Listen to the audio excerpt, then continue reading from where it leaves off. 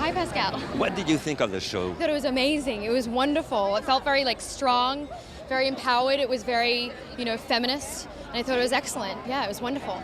And a very strong message. Very strong message, yeah. Which was refreshing, I think, for a show that size, So, yeah, I loved it.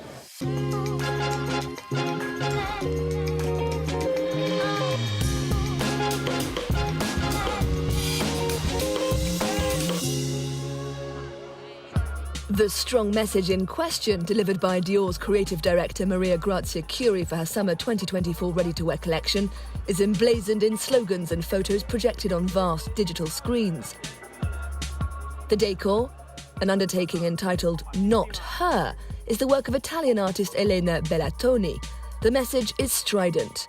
Woman is an active subject of the historical process and cannot be confined to being the object of desire of patriarchy.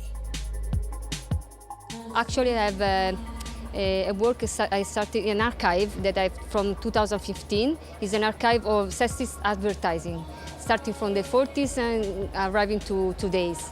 So it's a huge archive, and I decided to perform this archive, to put myself, to use my body, my face, as an artist and a woman artist, to perform to recreate this codification that we have. So if I can perform this advertising, means that there is a code, there is a language there, so there is a stereotype.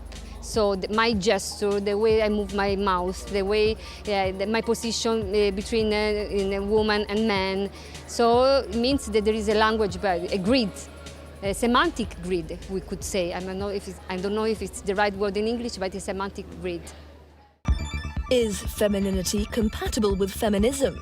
Maria Grazia Chiuri is unequivocal. She says fashion has the responsibility to help women understand their value and to express their differences.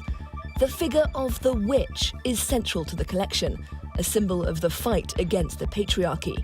Some of the clothes are ripped, worn, or even carry traces of ash. Maria Grazia Chiuri looks at feminism from different angles, I think. She also takes on very contemporary concerns with a rather pop aesthetic. I'm talking the 70s, the 80s, when we simply didn't have all these screens. She really enjoys taking a stroll through the history of feminism. And well, the clothes. Yes, the collection. The collection is magnificent. I really like things with a military edge. I think my favorite silhouette was the felt. I don't want to say anything silly, but it was really closed up, like a sort of felt Japanese sleeveless jacket with those big military boots. The model looked amazing with those huge glasses with those angles. It was all just so sharp. Are we seeing a new definition of femininity, or rather, does femininity even still exist today?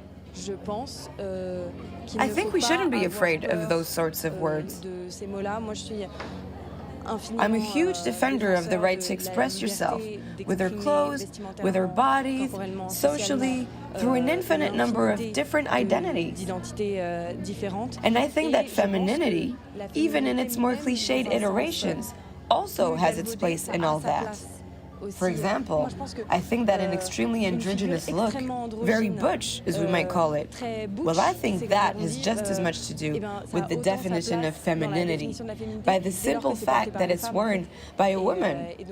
So yes, I don't think it's a word we shouldn't be trying to banish. The feminist fight is also key for smaller independent fashion houses. For their first Paris show, young London-based label Indépendante de Cœur, created by the French Valériane Venance, seized on the idea of the cage.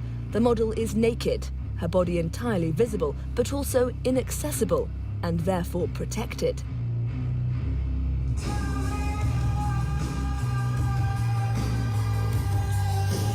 I wanted to resurrect feminine rage. The entire collection is infused with female rage. An emotion that we all experience, I think, and it can't be compared to normal fury.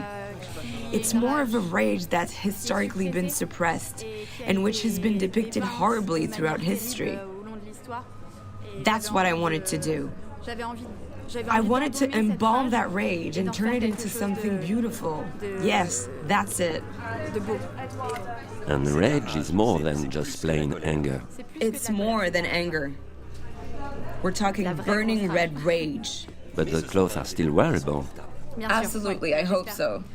I try to work certain pieces so that they're easier to wear. But it's also a mix. It's a mix of pieces that are more couture and others that are more wearable every day. I work a lot with linen, vintage linen. These are fabrics that I find on the antique fabrics market that I then rework in the studio and transform into my pieces.